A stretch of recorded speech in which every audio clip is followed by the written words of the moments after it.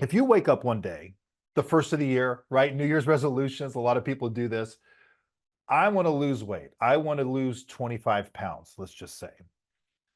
And then you're going to strategize. How am I going to do this? So they might buy a diet, or they might join a gym, or they might set up the strategy zone, right? I'm going to do this. I'm going to do this. I'm going to do this. I'm going to do this. This is how I'm going to lose these 20 pounds. Then they begin. And the first thing you hit whenever you attempt any goal is you get hit with massive disruption. Disruption to your life, disruption to your routine, disruption to everything. So, and people, they're not prepared for it. They haven't been taught that. They don't know how to embrace it. They don't know how to handle it. And again, as a species, we are built for comfort. We don't want to be uncomfortable. We don't want to be uncomfortable. It's not natural to us.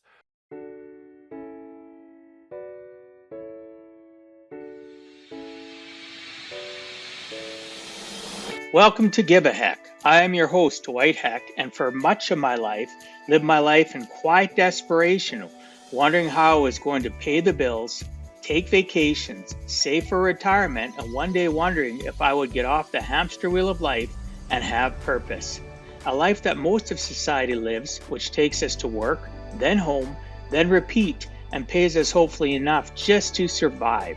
The harsh truth that most live with more month than money and have no idea how to live life on purpose, not by accident. This ensures the mass majority are living not just financially broke, however emotionally and mentally as well due to financial pressures.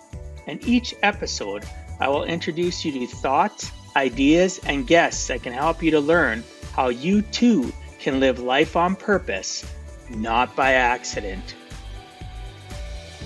Good day and welcome to Give a Heck. On today's show, I welcome Shane Perry. Shane is a successful entrepreneur who, after tragic passing of his 19-year-old daughter, embarked on a mission to share his expertise beyond his own business. As a performance consultant, he is renowned for his deep understanding of human behavior and his ability to empower individuals to get out of their own way and finally achieve their goals. His system takes people from being stuck in their comfort zone to being able to not only recognize it, but leave it behind and create a new zone where they're doing what's needed to build their ideal life. Shane's passion lies in helping people break free from living a life of mediocrity to becoming a high-performance individual. I'd like to welcome you to the show, Shane. Thanks so much for agreeing to come on and share with us some of your life journey. Absolutely. Thanks for having me, Dwight. Happy to be here. I'm excited for this. I don't know, some people aren't that are listening and watching on YouTube. I'm a God-fearing person. I don't care if other people are or aren't, but I think for me, God brings me people. When I go to look at people on the service of who has put in to want to be on my show, it seems like some stand out. And you stood out, brother. I was clicking on it and I'm looking at it and I'm going, oh my goodness, there's a lot of commonalities here. And I really don't, there wasn't a lot of information, but there was enough for me to go, I got to find out more about this individual. Because usually when I feel that way, my listeners are pretty pleased with it, right? And so am I with the information and knowledge. So thanks for giving me some of your time and my listeners as Absolutely. well. Appreciate Absolutely. you. Happy to be here. You bet. Awesome. So one of the things I talked to you about before we hit record is I like focusing on a person's origin story, not the fluff that so many people give, when you ask them that mechanical question, oh, tell me something about yourself. They really, they give you like a surface skimming of a rock on a pond. It just doesn't, Yeah. there's not a lot of depth to it. And I find that my listeners and viewers enjoy knowing as much as they can about a person from their earliest recollections to where they are today, just because it helps us know, like, and trust that person sooner. And when we're trying to get our message out like you are, why not? Why not give them something that they maybe couldn't find out about you by searching you on Google? So Shane, do me a favor. Tell me your earliest recollections to where you are today, please. Absolutely. This all started for me when I was 21 years old. I was born and raised in a very small country town here on the central coast of California. And, we were a very small town. None of my family had ever gone to college. I didn't go to college. None of my friends went to college. It was very, you get an athletic scholarship or you just work at the job you've had since you were a kid, which for me was I was washing trucks for a local beer distributorship. And that's the job that was waiting for me out of high school. And so I did that. And that's the first thing that happened to me is I realized very, very early on that I didn't want to have a job. I didn't want a boss. And I just knew that I needed to find something to get really, I was too young and naive to think like, I want to be, free and financially independent. No, it was just, I just don't want a boss. So when I was 21 years old, my paths crossed with a company that allows regular, ordinary people like myself to get involved with into the financial product sales business. And I knew immediately that this is what I wanted to do. I was I loved the financial business, but really more than that, I love the fact that I can be my own boss, a lot like real estate, if you will. And so this was really my first venture into what led me to what I do now today with Disruption Factor, because I got started, I got my licenses, I quit my job in the beer business, and my first 2 years, I was an absolute failure. I think I made $20,000 combined in my first 2 years. And it's not because I couldn't do it. It's not because it's hard. It's because I just wasn't doing it. And I learned a lot about myself. I learned that, and we'll probably talk about this later, and it's part of my program, but I really get people to identify what are the characteristics that you have that keep you in your comfort zone, keep you from doing the things you need to do to win. And looking back, I realized early then that I have an intense fear, still to this day, Dwight. I have an intense fear of rejection. I mean, an intense fear of rejection. I'm a natural procrastinator. I'm easily distracted, and I have a fear of talking to people. And those four things kept me from doing what I needed to do. And it got to the point, my third year in the business, that, I realized I'm never going to quit this. I don't ever want to go back to another job, but I've got to start making some money. So I have to find a way to force myself to do the things that I need to do to make this business work. And I did. And I'd like to be fancy and say at the age of 23 or 24 years old that I found a way to leave my comfort zone. No, I didn't even hear of the term comfort zone back then. I just found a way to force myself to do what I needed to do. And of course, I started building my business. And then a couple of years later, I got married and I moved to Fresno, which is about 2.5 hours from where I live. And it's a big, more metropolitan area of California. And I went there because I wanted a bigger population. I wanted to build a business that was bigger than I could where I was. And so embarked on that. And I was going, and we're rolling. And at this point, I'm 5 years in the business. I've got some success under my belt. I know what I'm doing. And for the next couple of years, to be honest with you, I just couldn't understand how it is that let's say I go find somebody, and because I wanted to build the agency aspect, right? I wanted to bring in agents, train them, teach them, build an agency, help them build an agency. And I could not understand how when I would run across somebody and have a conversation with them, they hate their job, they don't make enough money, they can't stand their lifestyle, they're not able to give the options to their family that they want to. They're living this life that they're really not happy with. And then I can bring them in front of me, and here you've got an incredible opportunity. You've got a mentor who's going to teach you everything you need, where you can really go from zero to hero pretty quick. This is an incredible opportunity. And I would see people, come into the business, even get their licenses, and yet do nothing with it. And I just, for years, I couldn't understand, why don't you're not happy with where you're at. You've got an opportunity to do something. Why won't you do the things necessary to win? And what I did at that point is I did a really deep dive. That was about a 3 to 4 year deep dive into the psychology of people. I read books. I anything I can get my hands on, any research, any people I can talk to, because I was never somebody who was willing to buy into the idea of it's a numbers business. Like we're all taught, if you're in sales, if you're involved with anything having to do with building, they tell you, well, it's a numbers business. And I never bought into that. I refuse to believe that. I think it's a mentality business. People have been taught a certain way of thinking. And so I did this deep dive, and I learned a lot about people. I really, not to sound too arrogant or anything, but I think I understand most people better than they understand themselves. because of the experience that I've had and what I learned. And so I took that and I started applying it in my business. And so a lot of times when I would bring people in for a training meeting, it might have been 30 to 50% of actual product sales training. The rest was all mentality. I knew that I needed to get these people to leave here thinking just a little bit differently than they were when they got here, because I need to break them out of what I now call the middle class mentality or the mediocre mentality. And so by applying this, and I didn't realize at the time that I was putting together an actual process or a system, I just was teaching them what I had learned and what I applied to myself to become what I did. And sure enough, I started getting people to stick around, and I got to started getting people to produce. And we went on to build one of the largest businesses within this company. I was MVP for 5 straight years. I took my income well over 7 figures. That began back in 2004, and produced a lot of successful, financially independent people ever since. And then when 2012 came around, got divorced, and we have 4 kids, and we're still great friends, and but we always talked about building a business in Fresno and coming back to the coast of California. Fresno's not the most desirable place to live in California, but the Central Coast is where we're from. And so when we got divorced, she moved back to the coast, and I stuck around for about another year. And I had this moment where I said, I've always said I wanted to build this business so I can be done. It's built. I think I'm going to be done. I'm going to move back to the coast. I'll still tend to the business, but as far as in it and building it and the day to day, I've been semi-retired ever since that happened.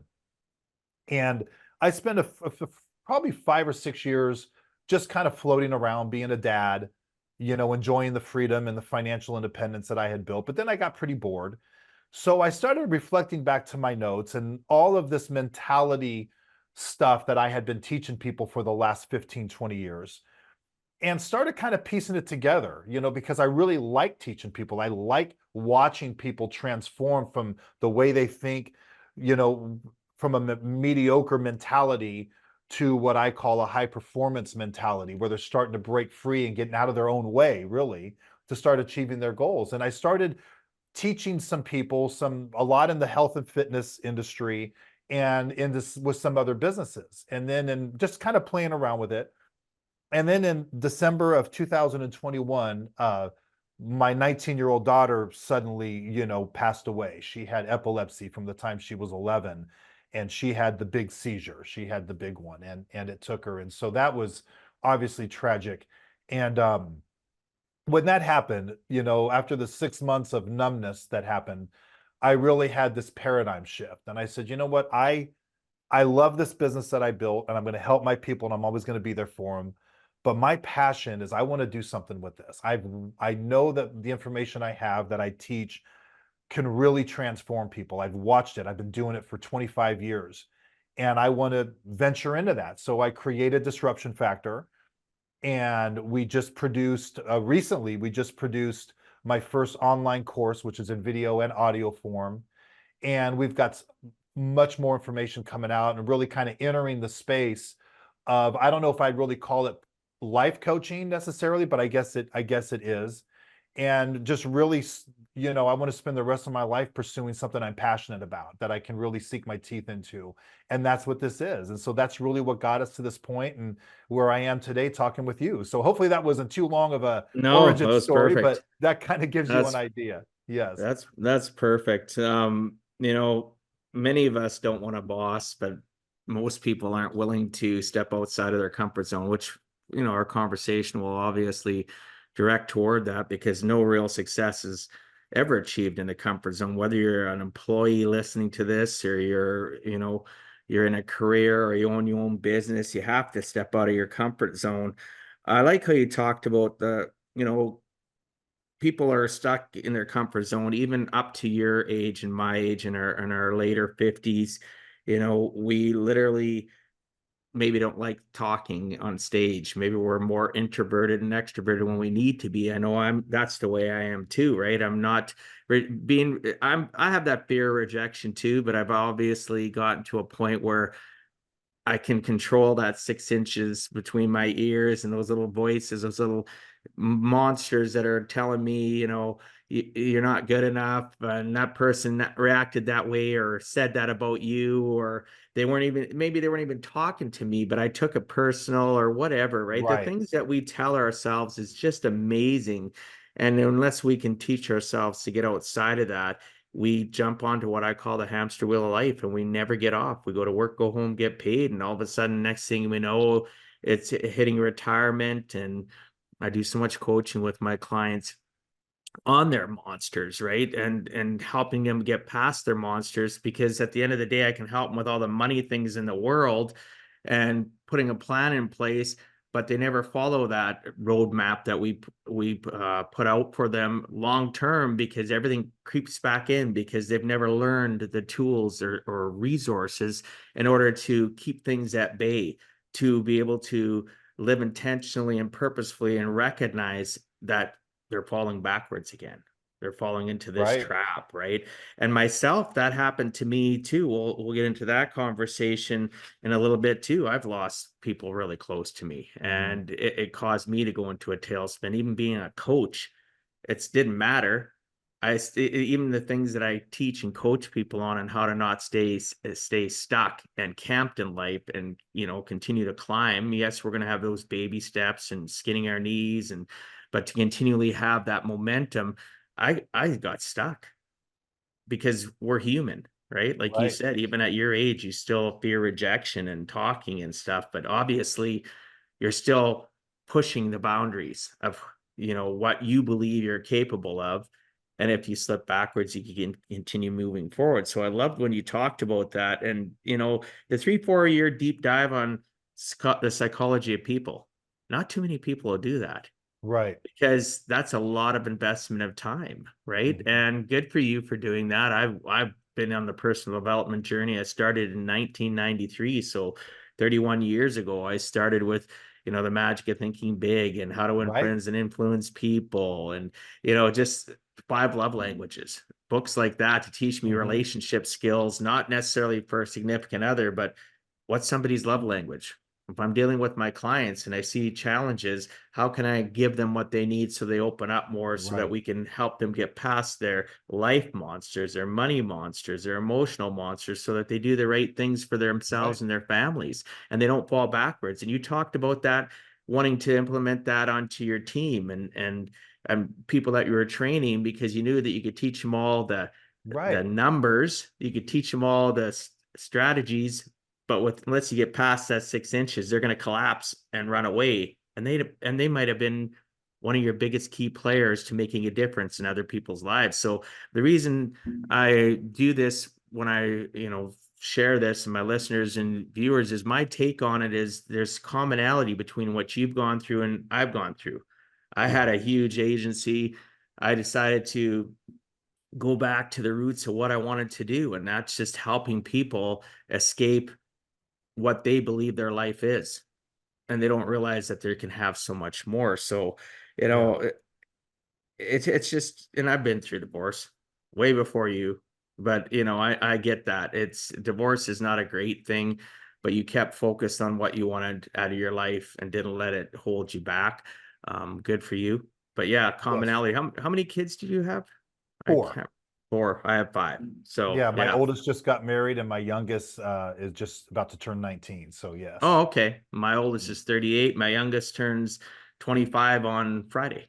Okay. So, Yeah. yeah. And I got 5 grandkids and 1 great granddaughter. So it is what it is, right? For me, family's everything. And Right. I needed to stop being like the masses of the committee of the friends that I'm associated with, where all they focus on is money, right? And then all of a Yeah. sudden they have tragedy and sickness and the regret, Mhm. right? Regret is powerful.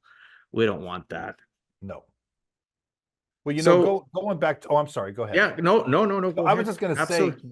going back when you mentioned about doing the deep dive, it really, what it was centered on is, being in a business, as I mentioned earlier, where you're talking to people, it could be sales. For me, it was building this agency and trying to find people that wanted to do something more with their life. you're always told, we're always told, like, well, some will, some won't.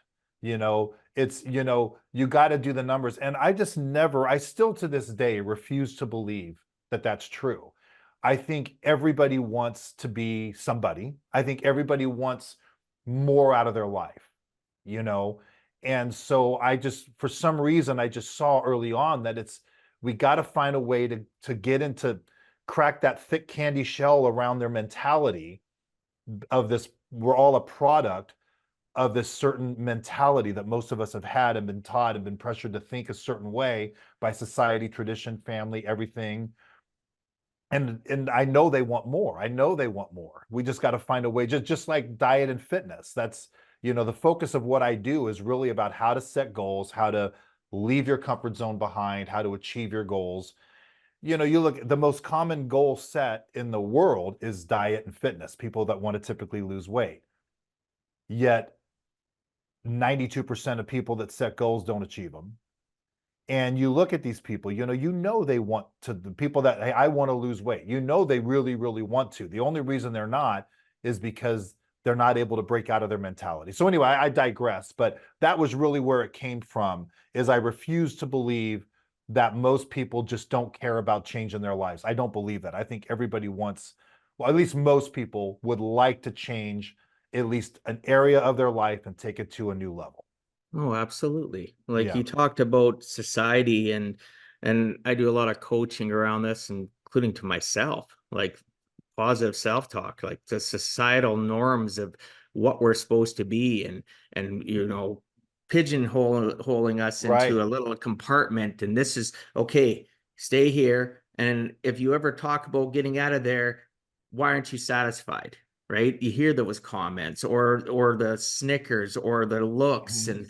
and a lot of it has to do with the associations. Even if you're a person listening to this and you're in a career at a company and you're surrounding around people, sometimes the thought processes you're having at your job, or the accelerated growth that you could have in your career, is being stagnated by the associations of people you listen to in your job.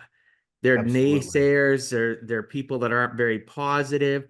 This may sound harsh, but if you can't figure out how to change that and disassociate with them because they're your boss, maybe it can be your boss, or people that you're in a group where you have to work together, maybe you need to look for another job. Our Maybe not necessarily, associations, yeah, your I totally associations agree. are associations powerful. Again, another thing people don't realize, those new to my show, those that aren't, they hear me talk about it all the time. Associations just aren't people. What are you reading? What are you listening Mhm. to? What are you watching? What are you uh, oh, I can't change that. I got this and got this, and the group of people I hang out with, and every weekend they're doing this and that. So, you're on that hamster wheel, 9 to 5, and then on weekends come, you're excited Friday night and you're doing some drinking or whatever addiction you're into. Then all of a sudden, Saturday night, you're depressed because tomorrow is Sunday. Sunday hits, you're like, oh, I got to go back to work Monday. Yep, You all deserve more than that. Every absolutely. single And person listening, change your associations. And I bet you any money Shane helps people with that, because I know I sure do. yeah, and going to that, there's an entire module of my program that I teach people that is called the middle class mentality, which is what I coined it, which is the vast majority of anyone who was never born rich, which is most people. We've been trained to think a certain way. And there's traits of the way we act and the things that we do. And one of those things is exactly what you're talking about right now. We are taught that we need to conform. We need to be like everybody else. Don't step out of the box. Don't go against the grain. Just follow the herd. It doesn't matter that the herd is marching off a 500-foot cliff. You just need to be a part of the herd, right? And we're chastised and put down if we decide to break away. I couldn't believe, I thought when I was announced to the world that I'm quitting my job in the beer business and I'm going to get a professional license and I'm going to get into financial product sales, but I would have thought that everybody around me would have been like, man, Shane, that is wonderful. Good luck. Let us know what we can do to help you. And it wasn't. It was like, what? Why would you do that? Nobody from my family to my close friends could even understand how I would be willing to leave a great job delivering beer to enter the unknown. And I got called names, I got put down, I got teased, it hurt. And I will People say, laugh at us. It's yeah, horrible, and I will say my right? second month in, I actually almost quit because I wasn't having the success that I had. And I had these moments of, well, maybe they're right. And then I thought, there's no way I'm going to let these buffoons tell me that they were right and I was wrong. There's just no way. But that's how it is. And one of the things that we talk about, and it's so true, is that most people today, and this is something that needs to resonate with anyone who's listening, most people today take career and financial advice from people that are no better off than they are. In fact, most of the people they listen to are worse off than they are. And I would throw relationship advice in there too.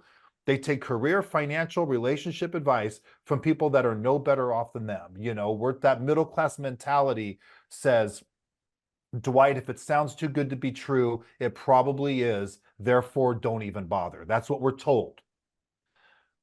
That's what all of your buddies are going to say. Go talk to someone that's successful. Talk to Dwight.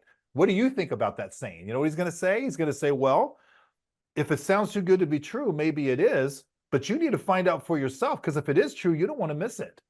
And that little difference right there is a difference between a mediocre or a middle class mentality and a high performance mentality. And we're taught to be so concerned about what everybody else may think and what they may say and what they're going to think of us. And we're taught to be so concerned about just being like everybody else. We'll even get teased like, well, why do you want to do that? What, are you better than everybody? I mean, it's just bizarre, so you really need to break out of that. Well, and the biggest thing, as you mentioned, though, the people that tease us, make fun of us, they're close to us, and they're stuck in their mindset. And a lot of times they pick on other people, such as you and I, that want to change, because they're distracting from the only fact that they don't like their lives. That's They're exactly living right. they're living a life of quiet desperation. I talk about it in my Mhm. book. I wrote a book, Give a Heck book, How to Live Life on Purpose, Not by Accident. And in there, I talked about the fact that your associations and the people that you are with in your life, sometimes their lives are worse than you. They don't Yeah. understand how to get out of their comfort zone. They're trapped. They have the circle of people around them that you don't even know that are doing to them what they're doing to you. And it's Hmm. like a monkey see, monkey do kind of thing. They don't understand. They're feeling miserable about their lives, and it's just like it's a form of bullying, the same type of bullying that people experience in school. A Yep. bully's having crap going on at home, usually has a terrible family life, and they're miserable, so they want to project that, and then they feed off your terror, your fear, your Hmm. sadness, because it makes them feel a little bit better about themselves. And but it just progresses into adulthood. Exactly. We have bullying that we don't call it that, but I think it is. Adult Yeah, bullying and what you're is touching on real. right now, what you're touching on right there at that point is really the nut of what it all comes down to. We all, Dwight, most of us, we all hang around with people that are just like us. So your average person, young, old, doesn't matter. They hang around with people that are just like them. They have the same jobs, they drive the same cars, they have the same wives and husbands, the same kids, same income, same life, same. It's kind of, we all kind of gravitate.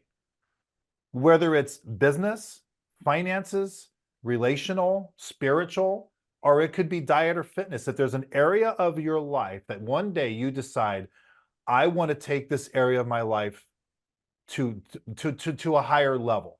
I want to stop drinking as much. I want to eat better. I'd like to lose 20 pounds and maybe even get fit. Or I'm sick of my job. I'm going to do something. I'm going to go start a business. I'm going to look for something else. I'm going to do something. The minute that you announce to that group, I'm embarking on this, whatever it is, everything you're saying is 100% true. But it all builds to one thing. They don't want you. And this is the painful thing, Dwight. This is what hurts people. They don't like to think this way because it's painful to think this way, that the people closest to you don't want you to succeed.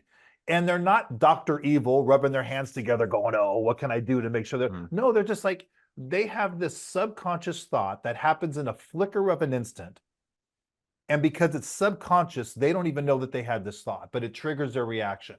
And that subconscious thought is, if Dwight goes out there and does what he's saying he's going to do and becomes successful at this, knowing that I'm not willing to go put forth that effort and do that myself, how am I going to feel about myself if he does that? I'm going to feel worse about myself. So what I need to do is I need to pull him down. Instead of me encouraging him, I need to deflate him. I need to burst that bubble and bring him down so he stays just like me. Therefore, I'm comfortable living my life. That whole thing happens in a flicker of an instant on a subconscious level. And they call that, the crabs in the bucket theory. You could put crabs Yeah, in a of bucket course. and don't even need to put a lid on it, because every time a crab tries to crawl out, one will reach up, grab it, and pull it back down. That's really it.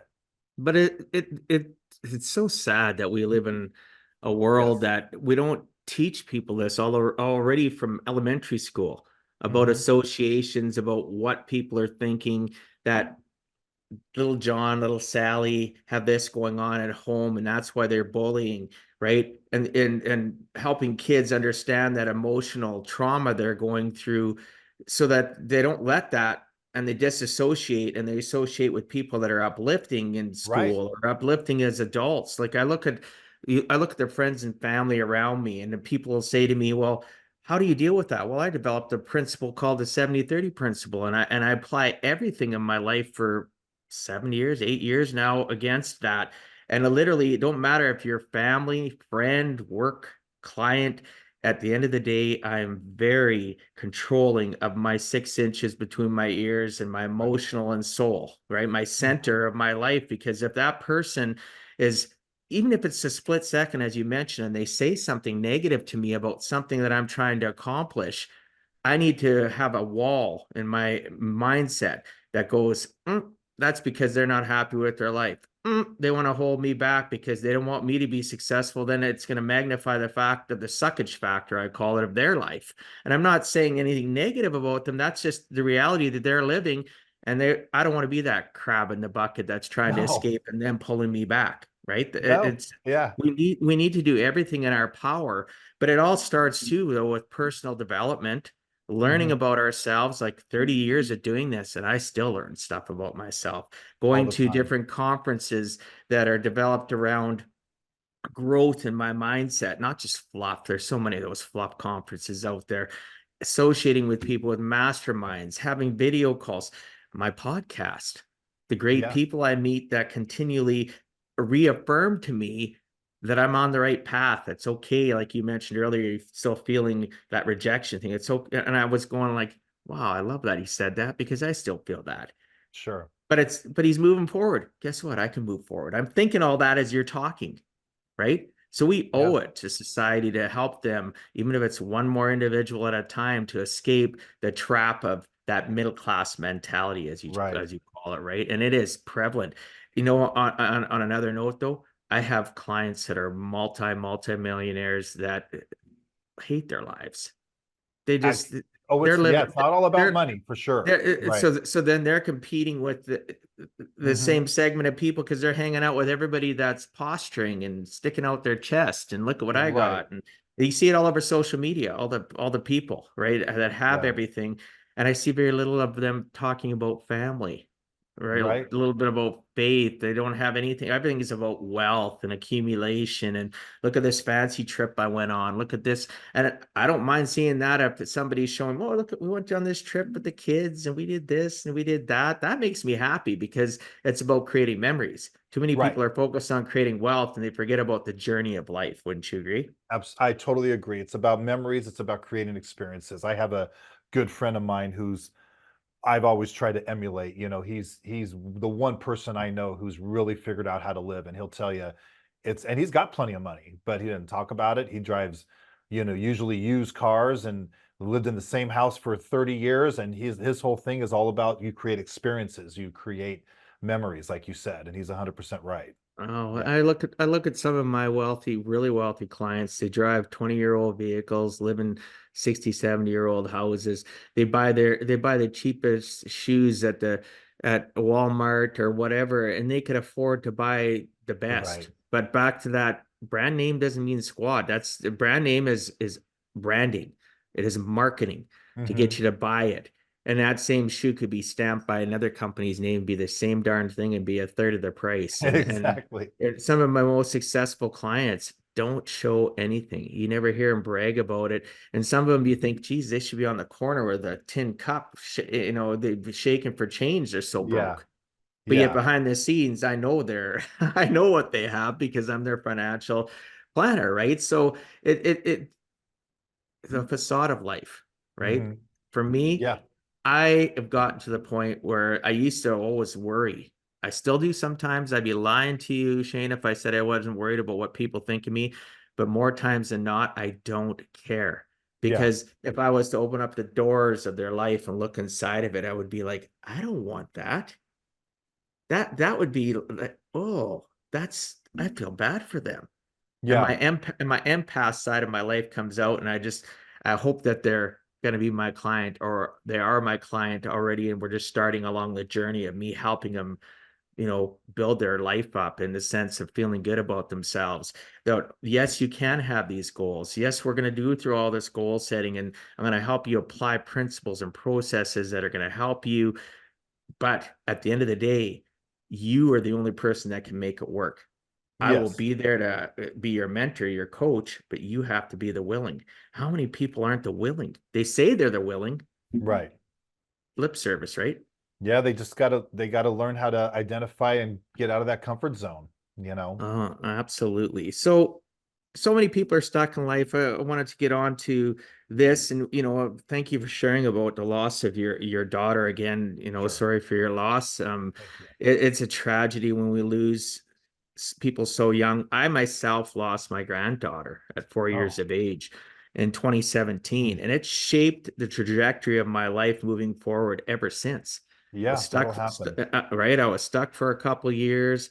Well, I spent over 2 years pretty much the hospital as much as I could. She never left the hospital Yeah. with my oldest daughter, and the tragedy around that. And thank goodness though I did that, because even though she lived a 4 short years, Shane, I have so many pictures and so many memories, Right. even the memories in the hospital, though they may, grip my heart seeing her in the state that she was. I still seen her every day. I still spend as much time as I could. The odd time that I didn't go and see her, it was because I needed a mental and emotional break, Sure. because it was so hard to see my daughter and her in that state. But even everything I had learned, all that personal development, everything I went through since 1993, didn't matter anymore. No. I had climbed into the rabbit hole, brother, and it took me a couple of years to get out of it. But I was blessed, as I mentioned earlier, about masterminds and mentors. I found some great people that helped me climb out of that, because Right. they were associations that weren't going to feed me to stay in the rabbit hole. They were feeding me to climb out of the rabbit hole. It's Hmm. always back to that associations and who are we talking to. I Absolutely. avoided I avoided them for a couple of years though, to be honest with you, because I just couldn't see past myself, right? Because Mhm. it was such a tragedy. And again, you lost your daughter and it changed your focus and direction. And you created a program called the Distraction Factor to help Disruption others. factor. Yes. Pardon me, I meant to say disruption. That's I even okay. got word salad. Sometimes this Yep. 56-year-old brain kind of gets a little bit of a Right. distraction, but it should have been disruption. No, A you're right. Yeah. disruption factor to help others get out of their own way. What are some of the reasons you have found that people get stuck on the hamster wheel of life and cannot move forward? Well, I think a lot of it is what we've been talking about, that conditioned and trained mentality we have to be like everybody else. And really, you should be happy with what you have. That's kind of what we're taught. We're taught to Yeah. settle. We're taught to be like everybody else. I was talking to a lady the other day that I'm helping out, and I said, she's like, I work my job. She works at a restaurant. She goes, but I've always wanted to do this. I've always wanted to do this, and I'm really good at this, but I don't know. And I was just talking to her in a group setting, and I said, look, as humans, as a species, we are intrinsically built for adventure and risk. Now, when I say risk, I don't mean, I ride a motorcycle. I don't mean get on your motorcycle without a helmet and go 100 miles an hour on a dirt road. That's not what I mean. I don't mean that kind of risk. But intrinsically built into us as a species is this need for adventure and risk. And the mentality and what we're taught is to settle. And that right there goes against the very nature of us as a species. Now, there's a lot of people, a good portion of the people out there that they like that. They want to be, to them it's safety, to them it's consistency, and they don't want to change anything, and that's great. But the majority, or at least I'm going to say at least half the people out there, they want more. They want something more. You're talking about the hamster on this wheel of life. They want something, and it could be a variable thing. It could be diet and fitness. They want to lose weight, get fit. They could be relational. They want to be a better parent, a better spouse, a better friend, something. It could be spiritual. They want to get on a spiritual journey or become better, or whatever that may be. Or a lot of it is business and financial. They don't like their job. They want to do something different. They want to be their own boss. They want to make more money. Those are usually what it comes down to. One or more of those areas is something in their life that they want to change. So the thing that keeps them from doing it overall is the comfort zone. And the comfort zone is very much out there nowadays. You can't go to social media without coming across one of those memes with all the circles in it that says fear zone, growth zone, all that. And it's true. I use one of those in my program to demonstrate. But there's rarely anybody out there talking about, look, how was this comfort zone built in the first place? Okay. And why is it called a comfort zone? And why is your comfort zone the number one enemy that you're going to confront when it comes to taking any area of your life to a new level? And so we've got to understand the comfort zone. We have to understand that any area of your life that you want to push, everything begins and ends with a goal. I want to lose weight. That's a goal. I want to make more money. That's a goal. I want more freedom. I want to be a better parent. It's a goal. And so a lot of people don't know how to properly set goals. You need to write your goals down. You can't just say, I want to lose weight. You have to be more like, well, what and when? I want to lose 20 pounds in 6 months. Let's just say you need to be specific.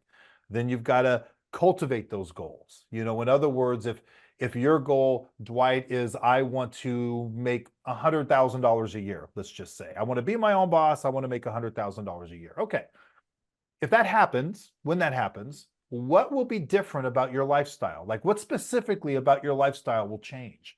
Well, if I was my own boss and I was making $100,000 a year versus where I'm at today, I'd probably be driving a newer car, and maybe my kids would be going to better schools, and I'd be wearing nicer clothes, and I'd be saving some, whatever it may be. Okay, well, then you need to find those things. Is there a specific car you want to drive when you're making $100,000 a year? And you say, yeah, I want to buy this car. Okay, well, you need to print out some pictures of that car. You need to build a vision board or a dream board, but you need to put pictures of that.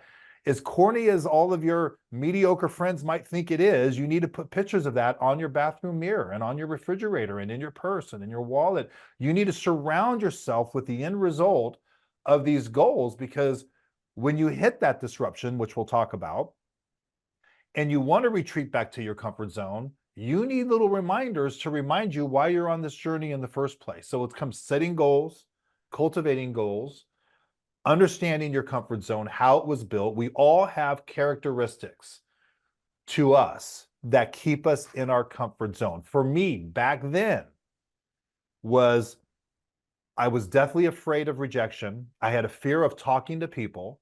I was easily distracted, and I'm a natural procrastinator. So those four things that are still part of me, I still carry those things today. That's how I was built. Those are not very conducive to going out there, being your own boss, prospecting and building, talking to people. I had to really get out of that. So I try to help people identify, what are your characteristics? What are the things, I want to do this, but I know I need to, but okay, well, what's that but? I know I need to, but I can't, or I don't want to. Well, what is that? Because that's a care. So, and then breaking out of that comfort zone. And I'll stop with this next one because I'm covering a lot right now. But the heart of my business is called Disruption Factor. The heart of everything I teach people is just that, what I call the disruption factor. And this right here, Dwight, this is why people, when they attempt a goal, this is why they stop 9 out of 10 times. So again, I'm going to refer back to weight loss. That is the number one goal set in the world when people think about goals. If you wake up one day, the first of the year, right? New Year's resolutions, a lot of people do this. I want to lose weight. I want to lose 25 pounds, let's just say. And then you're going to strategize. How am I going to do this? So they might buy a diet, or they might join a gym, or they might set up the strategy zone, right? I'm going to do this. I'm going to do this. I'm going to do this. I'm going to do this. This is how I'm going to lose these 20 pounds. Then they begin. And the first thing you hit whenever you attempt any goal is you get hit with massive disruption. Disruption to your life, disruption to your routine, disruption to everything. So, and people, they're not prepared for it. They haven't been taught that. They don't know how to embrace it. They don't know how to handle it. And again, as a species, we are built for comfort. We don't want to be uncomfortable. We don't want to be uncomfortable. It's not natural to us. So going back to the diet, all of a sudden, all the things you want to eat, you're not letting yourself eat. You need to stop drinking soda. Now you're drinking water. Well, soda tastes a lot better than water. I don't like that. You got to stop eating at a certain time. They're going to bed hungry. They don't like that. They have to carve out time in their already busy life to find time for exercise, whether it be a walk or a gym or a yoga class. And they don't have time for their life as it is. Now they got to carve out time for that. When they do it, when they get started with their exercise routine, within 2 days, their body's hurting so bad they can't even brush their teeth. That's all of that is tremendous disruption. And they don't sit there and go, because they're not cognizant of this. They're not aware. They don't sit there and go, wow, my life and routine are really disrupted. I don't like this. I'm going to run back to my comfort zone. They don't think that way. They just naturally go from the disruption to what I call the justification phase. And the justification phase happens right before you're about to give up on your goal. So it's like, well, it's not like I'm fat. It's not like I'm totally out of shape. I mean, it's not like I don't look like everybody else. It wouldn't be the worst thing. I can always do this another time. And that happens right before they run back to their comfort zone. So really teaching about the disruption factor and how to overcome it and how to look forward to it, how to embrace it, understanding that anytime you set a goal, and I'll stop here, I've talked enough, but anytime you set a goal, just be prepared. You're going to get hit with pain, disruption, and failure, most likely, before you even see an ounce of success. And because of that, that's why 92% of people that set goals don't achieve them. So let's get you through that. So that's the beginning path of what I do for people. And that kind of gives you an idea. That was probably a pretty extended, long version No, of that was that great. answer. That was great. Many of my listeners that are been consistent have heard me talk about the fact of that you have to your comfort zone and the people within your comfort zone, whether it's as you use weight loss and nutrition. I go hang out with my family and that or my friends, and they're all eating this way. And now I've decided I have a goal of wanting to lose weight. Well, it's uncomfortable. You're going into that environment, and it's easy to say, like you mentioned, oh, I can wait on doing this, because guess what? Your comfort zone and the people within it are going to accept you back in a heartbeat. They're going to Right. accept you back, even if it's not people, and it's just the idea of it, of you loving that warm embrace of your comfort of Mhm. eating a certain way, drinking soda, eating junk food. It's just like, oh, it would be just so much easier. I'll start next month. I'll start Yeah. 6 months. I'll start 9 months. I've been there. Well, we all have. I've gone to Yeah. the hill. I've gone to the valley of despair, brother, and Yeah. and come out of the other side.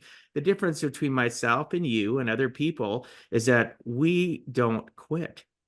We Right. understand that it's going to happen. We're going to have, I call them my character building moments. I'm going to have that character building moment where somebody's going to be, oh, come on, just have this pop with me. Have this ice cream cone. Yeah. Have this, have that. Oh, just have a cheat day.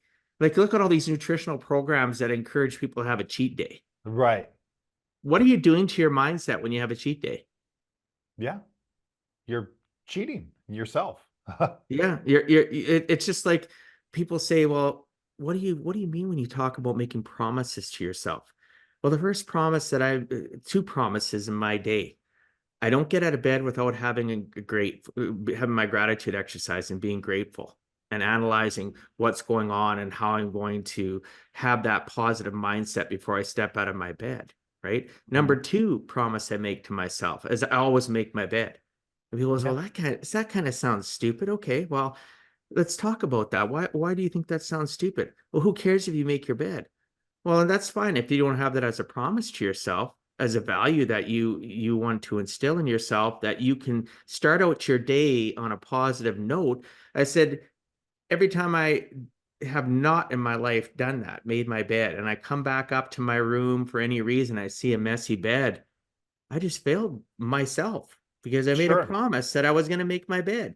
Maybe sounds Yeah. simple, but if I'm promising myself other things and Hmm. I can't commit at that as simple as making my bed, what makes me think when I promise myself I'm going to attain this goal and then I'm not going to let my comfort zone drag me back in and accept me? What makes me think Yeah. I can do that? I'm just trying to tell people, I'm just trying to reprogram my habits, my brain to think differently so that I'm always on the positive Right. upswing of my day, not the negative downswing that most people wake up in the quiet valley of despair.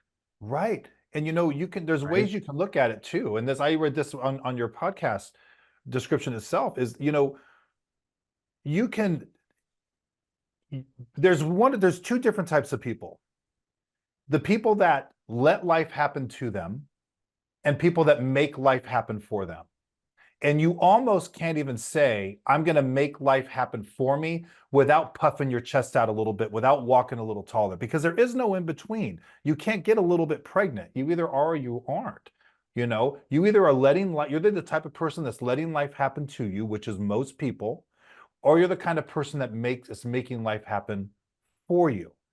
And the difference, what you're talking about, these promises that you make to yourself and the mental, just making this mental decision to go from I want to break out of mediocrity and I want to turn into high performance. And most people, when they think of high performance, they think we must be talking about athletes or something. No, a high performance individual is just somebody that can set a goal and they're willing to do what it takes and stick it out long enough and actually achieve the goal.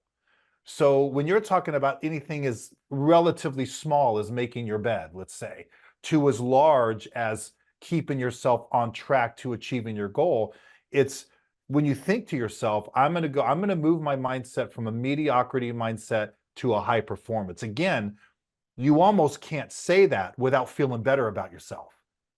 I'm going to be a high performance individual and I'm going to make life happen for me. And it's not to be too cliche here, but it is a reality. You can't even say those things without feeling better about yourself. It's all myth. I'm telling you the difference between high performers, mediocre people, winners, losers, everyone, people that achieve their goals, people that don't, people that live a life of quiet despair, as you say, are people that are actually making their life happen for them. It all comes down, as you say, Dwight, the 6 inches. It's all mental. It's not physical. I mean, look, you and I cannot go step into a Major League Baseball stadium and hit a 92-mile-hour fastball 450 feet. We literally can't do that. To do that would require a physical attribute and a talent that we don't have. But achieving your goal and all the things we're talking about, it's all mental. It's not physical. And the funny thing is what spurred this program on finally was even before my daughter passed away, I started getting the thought of this is, I hadn't taken care of myself physically in the entire decade of my 40s. I'm 56 years old. In the entire decade of my 40s, I completely stopped any and all exercise. And I didn't get obese or anything, but for myself, I was heavy. I was definitely out of shape. I didn't like the way I looked. 4 years ago, I woke up one morning and I said, that's enough. I've been justifying this long enough. And I got in the gym. I said, enough is enough. I can't handle feeling this way. I can't stand the way I look. Nothing. And when I got into the gym and started, I got hit with the exact same stuff and realized I'm either going to let this go, or I'm going to have to take my own advice that I've been teaching people for 30 years because I now have to do what I've been teaching if I'm going to. And I did. And I started lining it all up going, oh my That God. isn't that a smack in the, Yeah. it's like a And mental smack when we realize I've been coaching and teaching people this for years. Why am I not doing it again? and Like now I got to then you apply it. feel hit, then Yeah. you feel like a hypocrite. And now I've got to Just, apply it or I'm going to let it go. oh And I yeah, did. And I did. And I've I now hear you. I have a new comfort zone, and that's the whole goal, is to build a new comfort zone that includes you doing the things you need to do. And my new comfort zone today is if I'm traveling, if I'm anywhere where I can't, and I go say 3 or 4 days and I'm not in the gym, I get uncomfortable. I'm mad. I'm not happy about it. And when that hit me a couple years ago, I realized that I had won. I'm not where I want to be with my goal, but I knew that I had created a new comfort zone that now I'm not happy unless I'm able to exercise. And 4 years later, at 56 years old, I'm in the best physical shape I've been in since I was probably 25, But by even that appliances. moment where you Yeah, realized celebrating our wins is not a bad thing. You hear all these not at people all. with their goal setting and all their things they goal set, and they literally jump to the next thing. And I'll say to them, well, what did you do to celebrate that? Nothing. Yeah, I didn't want to lose focus. What do you mean lose focus? Maybe you no, need you need to to. look at life differently. And I'll challenge people, especially people that are they think they're high performers, or they maybe are high performers. Let's say, what happened along the journey? So when did you, oh, this was the date I started, this is my goal, and I accomplished it by this. What happened along that journey? And very seldom do I hear anything about core values of faith, family. Everything's Sure, work, work, work. And again, I'm not here to judge people that are like that, sure. but they're obviously having a conversation because something's tweaking in their brain. They're having a conversation with me because they're not satisfied. They're living at a high level, but they're still in quiet desperation. There's they're Right, they're they're living a life of despair. They just don't understand that along the way you have to create memories, you have to have those special moments. And yes, goal setting is great, but I tell people we're going to goal set, but along the way we're going to check in. Your goal is this. I'm going to help you. We're going to check in whatever right, time frame makes sense for that goal. And I want you to tell me what good happened along that journey. I don't want to hear just the fact, right, oh, I hit this target number, I hit this, I sold this, I did that, I did this. I'm going to be like, fantastic. Now, what else happened?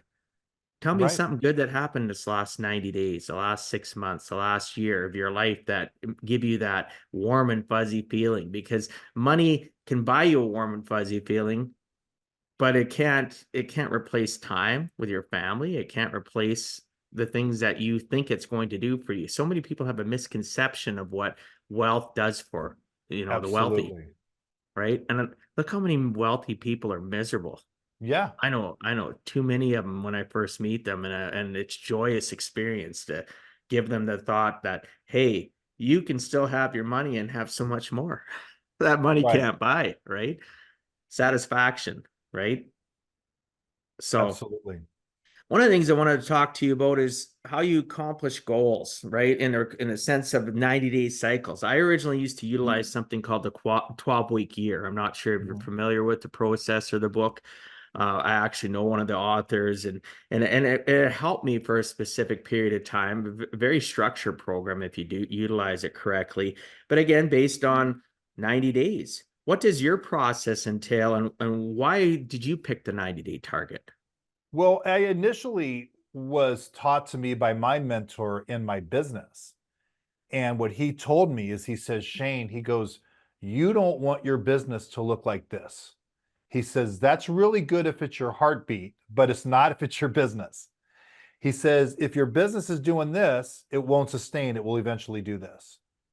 He says, you want to build your business in 90-day cycles. And every 90 days, you just want your business to go like this, just moving, not exploding your business, but you just want to be able to move your business to the next level in 90 days. And so when that happened, it obviously had a profound effect on myself and my business. But then I applied that to every other aspect of my life. And of course, now I've integrated it into my course, my program, and everything that I teach people is, you know, you set a goal. I want to be here a year from now. Well, obviously that's too, you're going to get disillusioned. You're going to let that go. You still should have a year goal, but it needs to start with a 90-day goal because, almost anybody can do something for 90 days. And of course, within 90 days, you're able to change some habits, obviously, as well. 21 days, 90 days. And it's easy to say, I want to lose this amount of weight this year. Okay, well, what habits? Because you probably don't want to put a weight loss goal on 90 days. You could. But the thing about goals, Dwight, is it doesn't matter what goal that you're going to set in any genre. One thing that almost every goal has in common with each other is that you're probably never going to be where you thought you'd be when you thought you'd be there. Okay.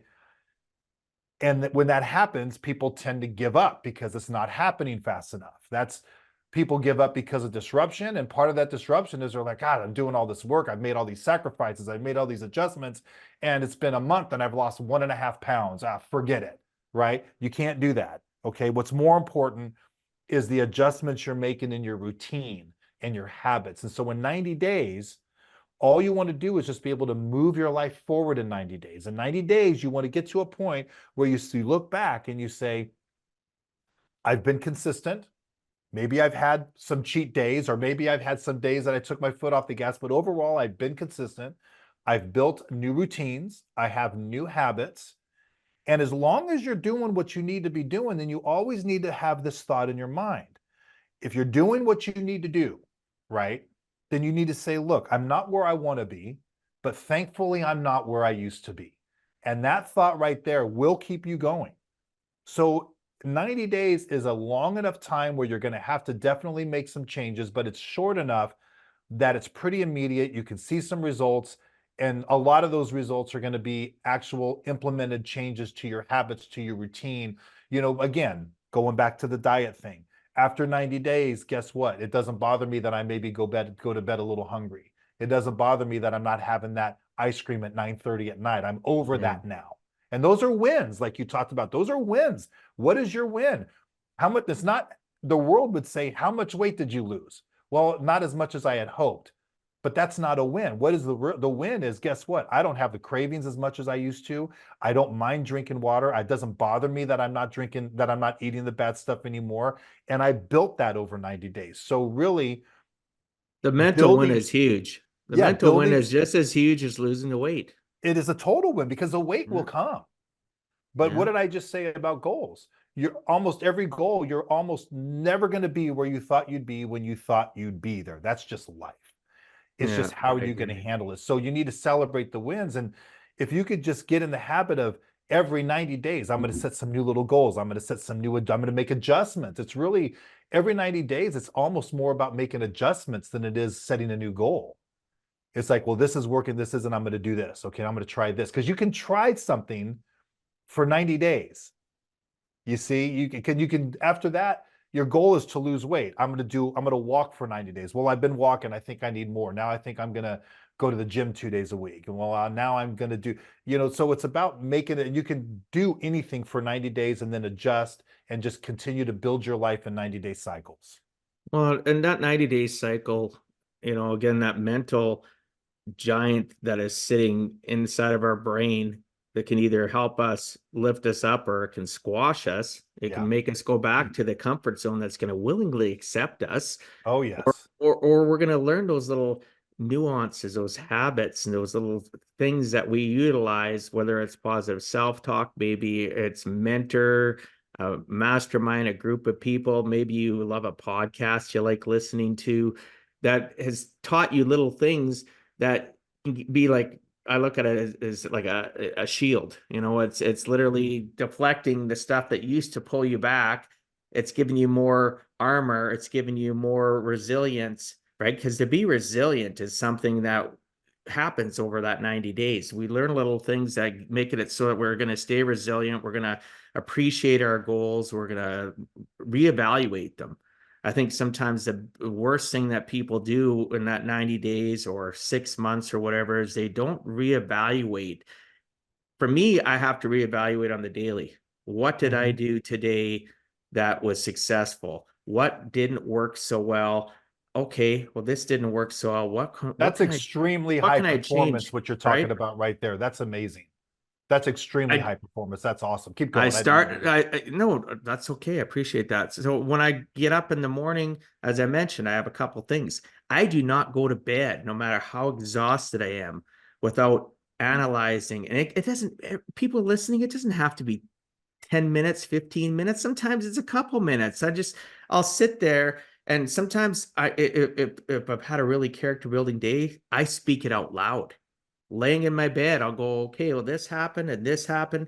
This happened. I was feeling like this and I got past it, but did I deal with it effectively? or is it still gnawing at me and I'm just trying to convince myself I dealt with it? Mhm. Right. And I Yeah. find at one point in time, Shane, people listening, if you're going to bed at night and you wake up exhausted all the time, even after having 8 hours, it's because your brain hasn't stopped racing. You've gone to bed with those negative self-doubt, self-defeating things within your 6 inches.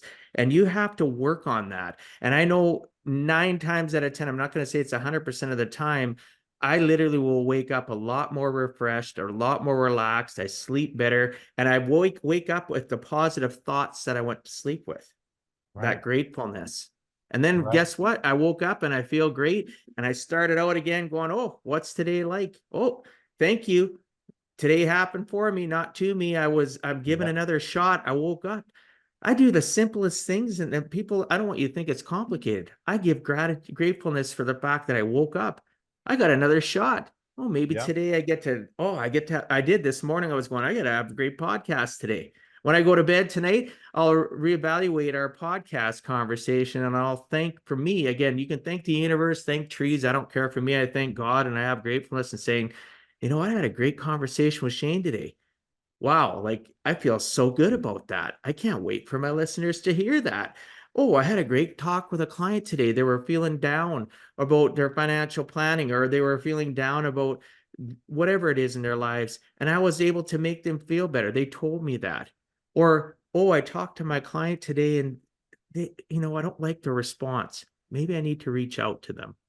Maybe I need to put a little bit more effort into them. Maybe just send something as simple as a text saying, hey, our conversation was great. I believe in you. I'm here for you. Let me know how I can support you.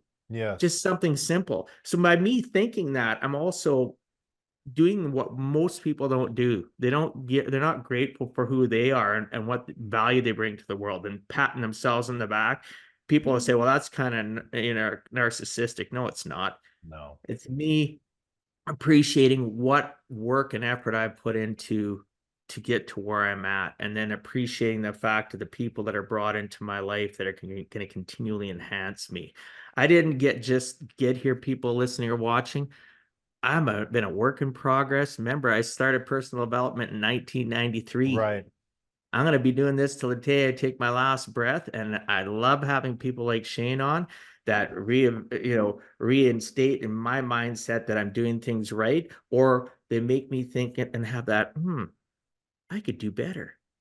I could Yes. change some of the things that I'm doing. Man, I'm blessed that Shane's on.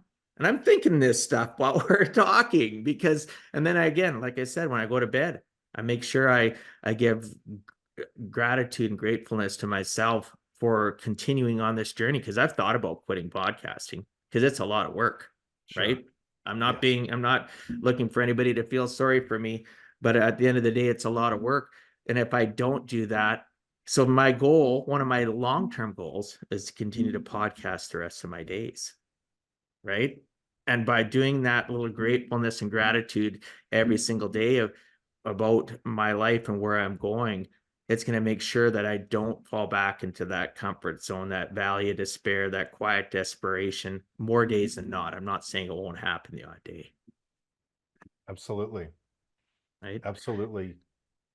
Right. So, we could go on and on, but one of the things I definitely wanted to do before we wrap up the show is, you've talked a little bit about your online course, and, I want to know more about your book that's coming out. You talked about having a book coming out soon. Can you tell us a little bit more about Sure. that and how it ties into maybe your course structure?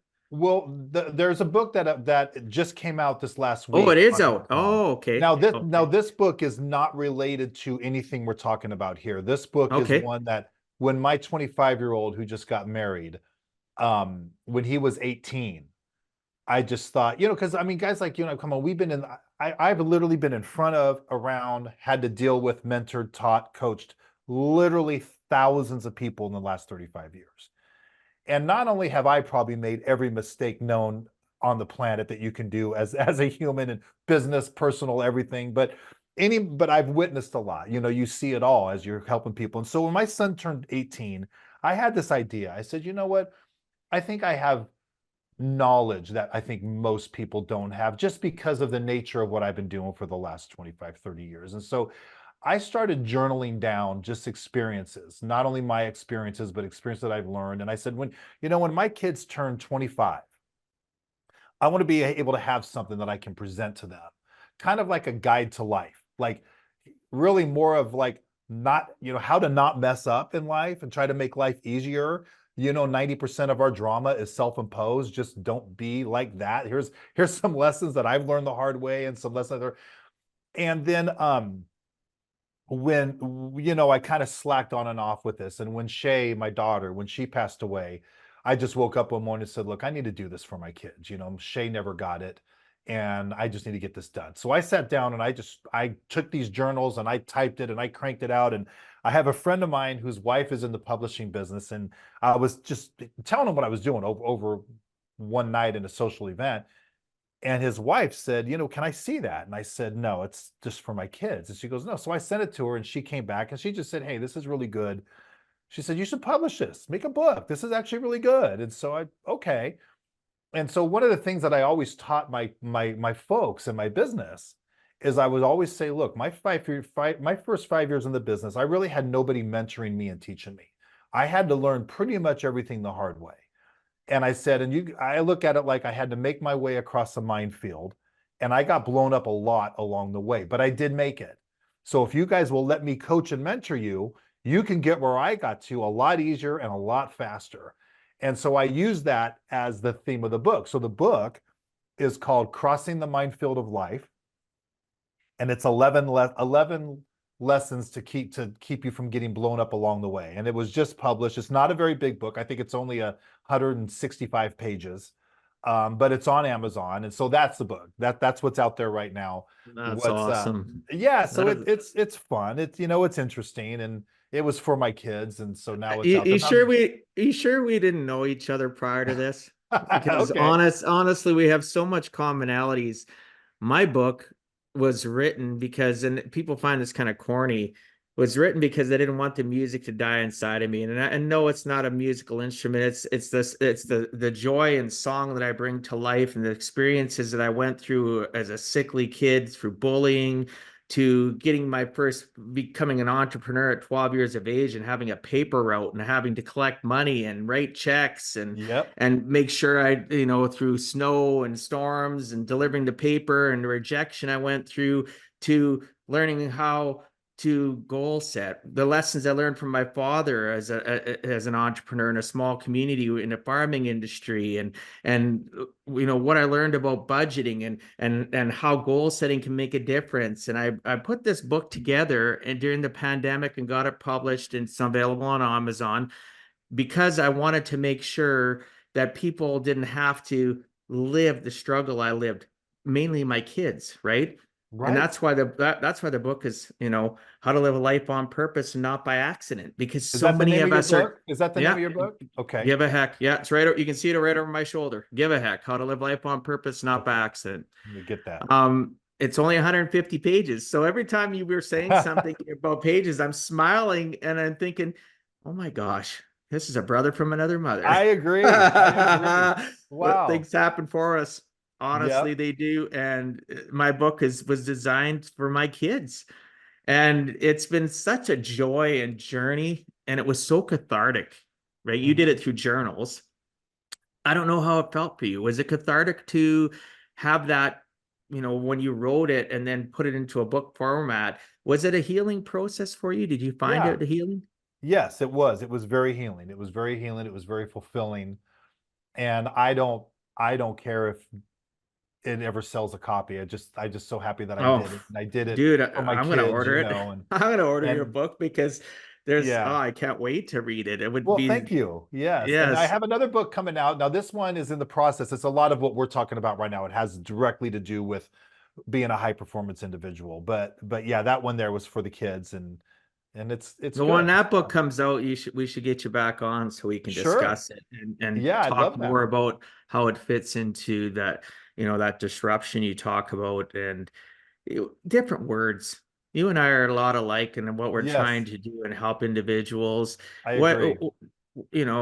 stinking thinking, whatever the case may be, we all have it. We all have our challenges, and we need people to uplift us. And whether that's through a book or a podcast or a phone call or Zoom call, whatever the case may be, there's people out there that will help those that are listening and watching, like you and I. We can make a difference in our Right. life experiences. We're all, people will call them mistakes. I have stopped that years ago, and maybe you might call that a high performance thinking. I do not use that term. And when people say that to me, mistake, or was it a life lesson? Did you learn something Exactly. from it? No. Okay, well, let's take it from that mistake and teach you that it was a life lesson. And let's unpack this. Let's figure out what that mistake that you call a mistake, that I call a life lesson, how has it developed you and created wisdom within you? And can Right. you spread that wisdom? Can you help other people? It collapsed timeframes, like you said, your book did for you wanted to do it for your children so that they could do it in a shorter time frame. And you Right. magnify that. If you had died before that happened, that knowledge wouldn't be there. Even if I passed away today, my book isn't going to pass away. I'm going to be Sure. Good passed away, point. but somebody can learn from my book. Like Yeah. my podcast. Hey, one of my kids out there, maybe this is 30 years from now and you wish you would have been closer to dad, or one of my relatives or a friend, and you're listening to this episode. You just found out, if you've listened to all 190 episodes, and I've got people that have started and they're going through all my podcasts now, not necessarily family, and what do they call it? Evergreen. Our book is evergreen. Right. My Evergreen. Yes. podcast is Yes. evergreen, right? Yes. Me Hmm. touching that one person's life and you touching one person's life, for a group of people. They go out and touch other people's lives that we may never ever know. But at the end of the day, Correct. we have created a living legacy, not a dying legacy. People always think legacy is about death. No, it's not. I encourage and coach people how to build a living legacy Right. through that goal setting, through that getting through that 6 inches, and burying that quiet desperation as best they can. None of Hmm. this is a perfect process. If you're willing, there's steps and processes from Shane. Already he's talking about his book. I think that can make a huge difference in your life, to the next book that's coming up to teach you more about disruption and the processes to get that out of the way. It's just, you have to be willing. You have to go out and do something. So if you're listening to this podcast, as you know, go to giveaheck.com. I'm going to make sure that contact information's in there for Shane. I'll make sure there's a link in there for his book so you can access it easily, because I don't expect you to remember everything that Shane just told you or I talk about, right? Let your fingers do the walking on your phone. If you can spend time in social media or going to Google, you can spend time in going and checking out Shane and reaching out to him and seeing how you can level up your life. You don't have to be camped. And I know you don't want to be camped. You wouldn't be listening to me right now, Yeah. right? It's just a decision. It really is. Like people say, I hate that statement, but it is. Life is just a decision. For me to get to the point where I'm at, if you only knew the challenges that I went through to get there, anybody, including Shane, right? People will go, "Oh, wow, I would have quit a long time ago."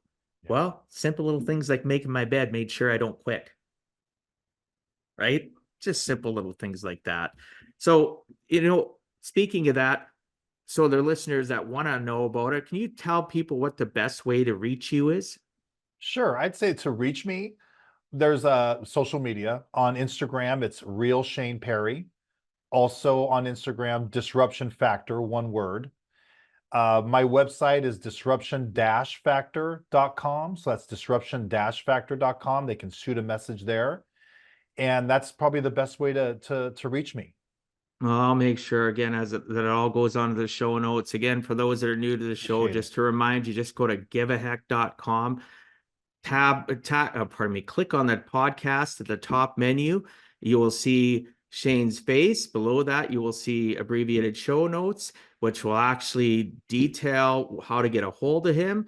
Plus, you'll also be able to find literally key things that you may have been listening to that you want to jump to. It'll tell you, this is what we talked about at 13 minutes. This we'll talk about at 18 minutes.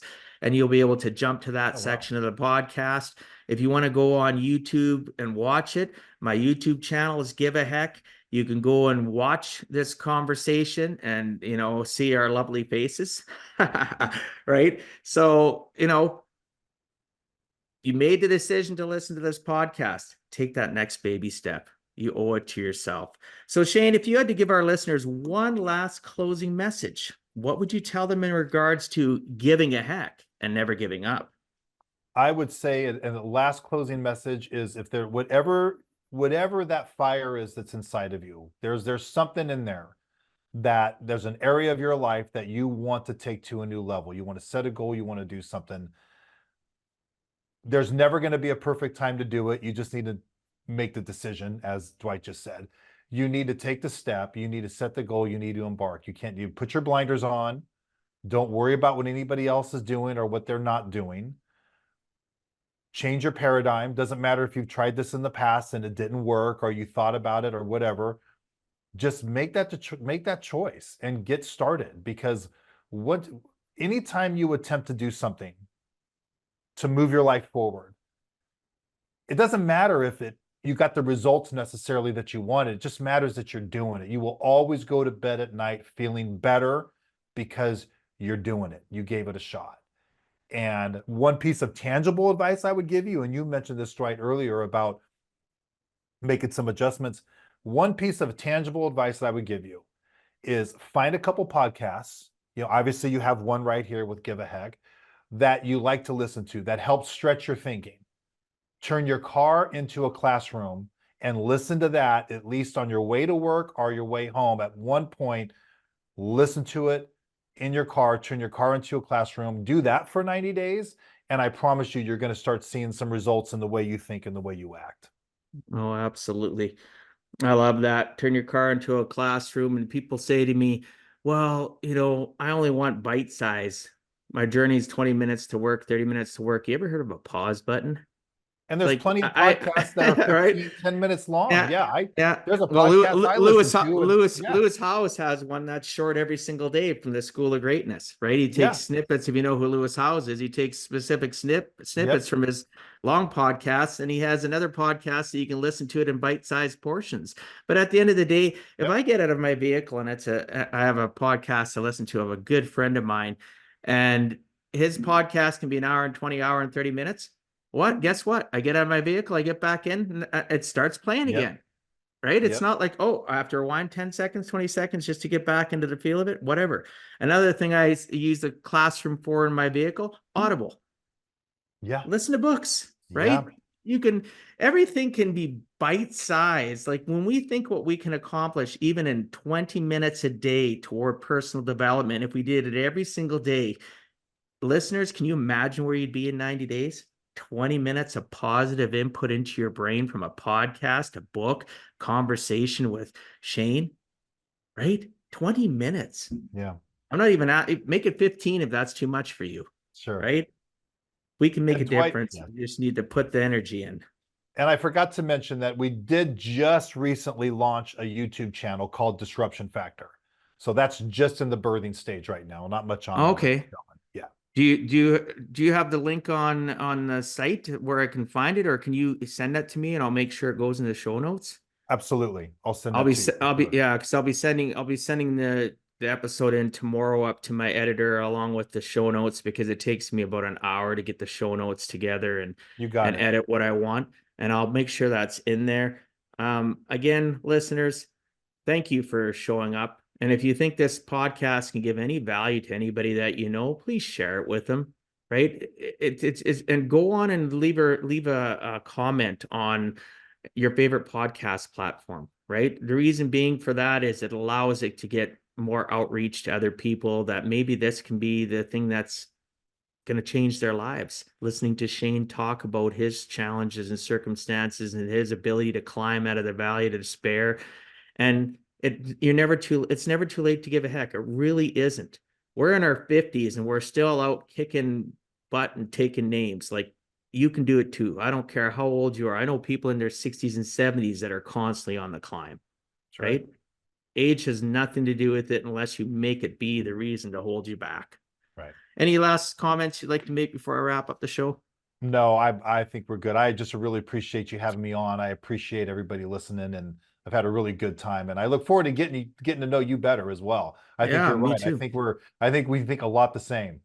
Oh man, oh absolutely. And I really look forward to having another episode once your next book's out so that we can delve more deeply into, your principles and the courses and everything that you've developed so that, again, sometimes people live in a state of fear. And if we can give them another podcast with more in-depth information, it might make them, pull that trigger to Right. to step outside of that in the imaginary line of their comfort zone and realize life is so great. You just got to give a heck and put the effort in, right? Yep. It is that simple. So again, thanks so much for being on Give a Heck, Shane. I appreciate your time and sharing some of your experiences so that others too can learn it is never too late to give a heck.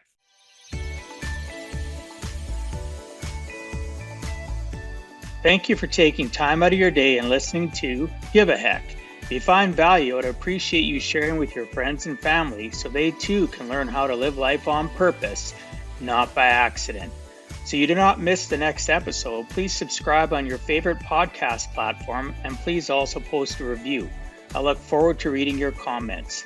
This has been Dwight Heck. If you want to check out other podcast episodes or today's show notes, please check out my website, giveaheck.com. And until next time, together let us all strive to give a heck.